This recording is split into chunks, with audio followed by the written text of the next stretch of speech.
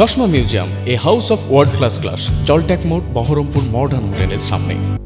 গত শুক্রবার বহরমপুরের কর্ণ সুবর্ণে ঘটে যাওয়া মর্মান্তিক রেল দুর্ঘটনার জেরে আজ জেলায় পৌঁছালেন মুখ্যমন্ত্রী শুভেন্দু অধিকারী।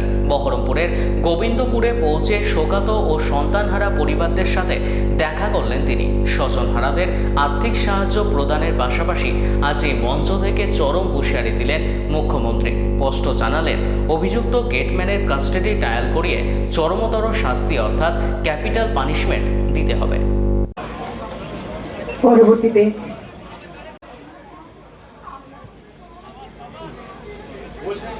শামীমা খাতুন, আমাদের দাবি আমার মেয়ের যেন দায়িত্ব নেন, পড়াশোনার ভালো হয়ে গেলে আর এখন যেন চিকিৎসা ভালো করে পিজিতে ভর্তি করব। তা বললে কালকে গাড়ি আসবে, কালকে আবার ভর্তি করব। হ্যাঁ, মেনে নিয়েছি। শামীমা খাতুন এখন বাড়িতে আছে, কালকে আবার ভর্তি করবে পিজিতে। আমার নাম রূপসোনা খাতুন। তারা যাতে এই শোক কাটিয়ে উঠতে পারে এবং পরিবারগুলো প্রত্যেকে, আমি দেখুন প্রচারের জন্য আমি করি না কাজ, আমি যে অর্থ দিয়েছি সরকারি অর্থ, আমার অর্থ নয়। তার বাইরেও পরিবারগুলো যেগুলো যা চেয়েছে, কিছু দায়িত্ব আমি এসপিডিএম কে দিয়ে গেছি, তারা করবে।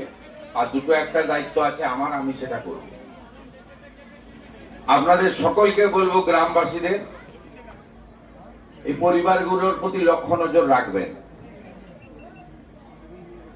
এবং 3টি পরিবার, একজন তো সৌদিতে থাকে আর দুজন তো দেখলাম পরিযায়ী শ্রমিক বাইরে থাকেন, তারা ফিরে এসেছেন ট্রেনে। এই পরিবারগুলো যাতে কোনোভাবে একাকিত্ব ফিল না করে, আমাদের সকলের দায়িত্ব। যেমন পুলিশ প্রশাসনও লক্ষ্য রাখবে, আমিও নজর রাখবো, এই জেলা থেকে মন্ত্রী গৌরীশঙ্কর ঘোষ তিনিও নজর রাখবেন। এমনি আপনারা সকলে এই পরিবারগুলোর প্রতি নজর রাখবেন, এটুকু আমি প্রার্থনা করি। আমরা অনেক চেষ্টা করেছি বহরমপুর মেডিকেল কলেজে আহতদেরকে সকলকে বাঁচানোর জন্য, পারিনি বাঁচাতে সবাইকে। এখনো 2জন ভর্তি আছে, আমি এখান থেকে গিয়ে সেই 2জনের সঙ্গেও দেখা করব। আমি আপনাদেরকে শুধু 3টে কথা বলে গেলাম। পরিবারগুলোর পাশে পশ্চিমবঙ্গ সরকারের ক্ষুদ্র প্রয়াস, পাশে দাঁড়ালাম। পরিবারগুলো যা চেয়েছে আমার কাছে, যেটা আমার ক্ষমতার মধ্যে, সব ক্ষমতা আমার নেই, আমি সেটা করব, 15 দিনের মধ্যে করব। দ্বিতীয় হচ্ছে, এই যে অপরাধী গেটম্যান, আমি পুলিশকে স্পষ্ট নির্দেশ দিয়ে যাচ্ছি, জেলে থাকাকালীন তদন্ত শেষ করতে হবে, চার্জশিট দিতে হবে এবং কাস্টডি ট্রায়াল করিয়ে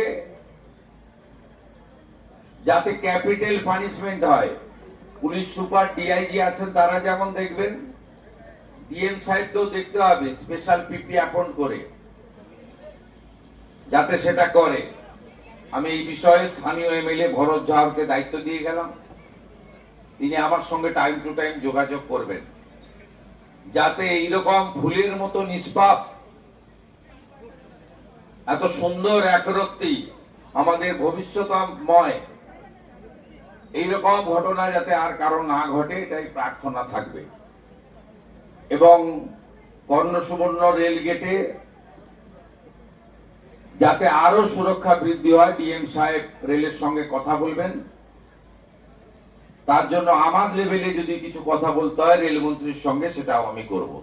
আমার আর কিচ্ছু বলার নেই, চোখের জল ছাড়া আপনাদের জন্য আমার দেওয়ার কিচ্ছু নেই। সবাই ভালো থাকবেন।